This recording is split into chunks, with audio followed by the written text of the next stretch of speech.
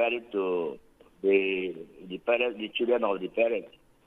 The man did not know that tomorrow is in the hand of God.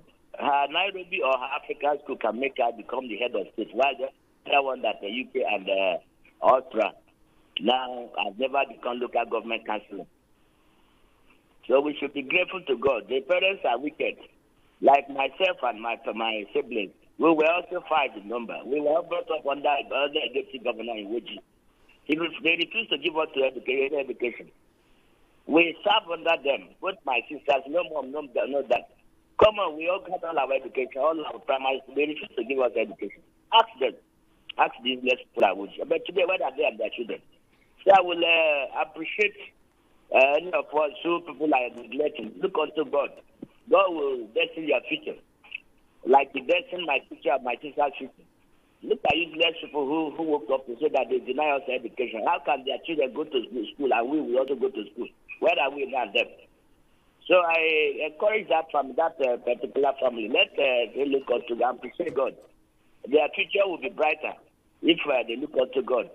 That's my word for them. Let me call it from Woji. Emenike, you're welcome. This one says, if you're doing anything, do it equally because the person may not see it as help. How? Hey, God,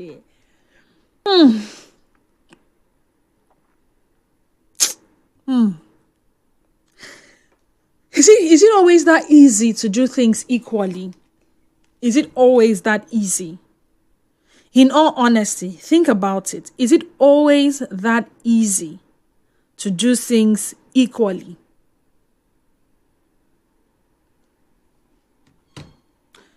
There are levels to this love. It may shock you to know that siblings, parents have a conscious and deliberate effort to ensure that one child does not feel like mommy or daddy loves them more than the other child or loves the other child more than them. So you're sharing food. You want to ensure that is equal low. I mean, there's a particular family on social media. They call them the KK twins. Yeah. Every time one of the twin is looking at the mom like this, you measure it. She wants to be sure that it is equal. No, not 1 grain of rice should be more. The mother will use tape measure, use scale measure. And I'm like, why? Why are we even having this? Why is this even funny? But then again, they say it's content. And I can understand that kind of content to tell you that even twins are born from the same womb. Then get their own for body, normal, right? How much more the ones that are not born on the same day, how much more those that are they're not closely related to you like the others. But then there is what your resources can allow. I mean, would you deprive your child of something you had clearly promised them and made plans for? Because somewhere along the line, some other person joins the family and you have to equally provide. And let me also say this. Let me say this too. In this era of economic hardship, some parents are making huge sacrifices. You see, that extra mouths that they have to feed, they have gone back to the family budget. They probably have taken from what they should have given to their child to spread, they try to spread the resources so that everyone gets something.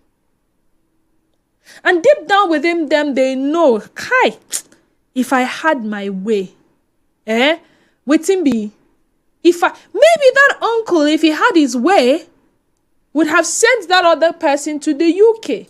But you may want to also ask, the person, was she behaving well? Is she UK study material? Was she excelling in her academics? Would he have still sent her to the UK? And she would still say, the other children went to Edinburgh. I'll be out there to say it. The other one went to this one. And he said, God. Oh Goodness. I'm sorry I'm laughing, but I mean, I have seen human beings.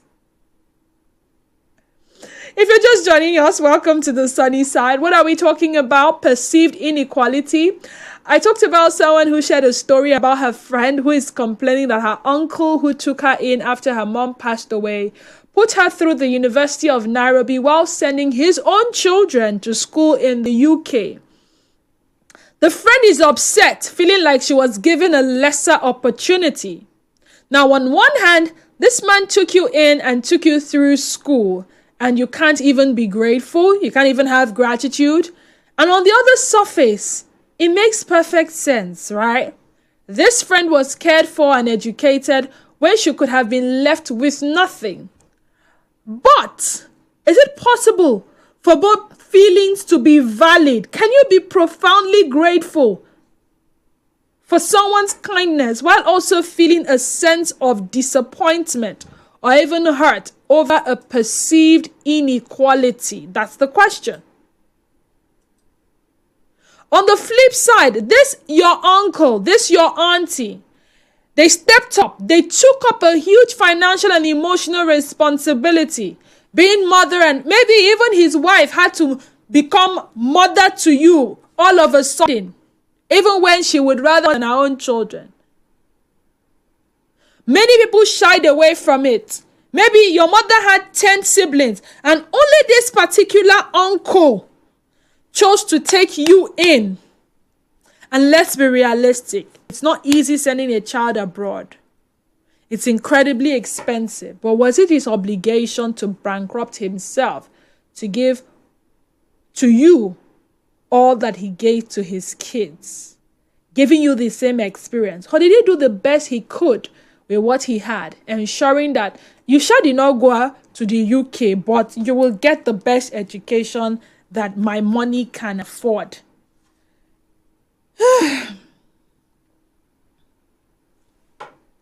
Back to WhatsApp. I'm trying to draw for my second winner. Sorry for the delay. Didi, when it comes to that, I am very selfish. I love myself and my children first before others. It's only my wife that is my problem. She prefers giving it to others before thinking of myself and her children, and I'm not happy for that. Anonymous, send that in. Now this message says, it is possible for both feelings to be valid, just that it is possible to be happy for your friend that got university education or got proposed to, while feeling sad that it wasn't you, but it is witchcraft to feel entitled like they stole your quarter. My chest. All right, where was I? The uncle, not typical African uncle. That's who we are in Africa. That's why we have remained like this. How? How?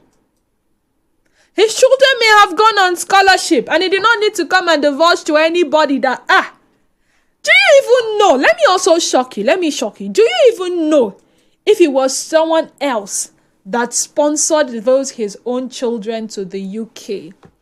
The other day I was in service and I was listening to someone's testimony, how she waited for so long to have a child after the first child, and when she eventually got the second child, this is what happened.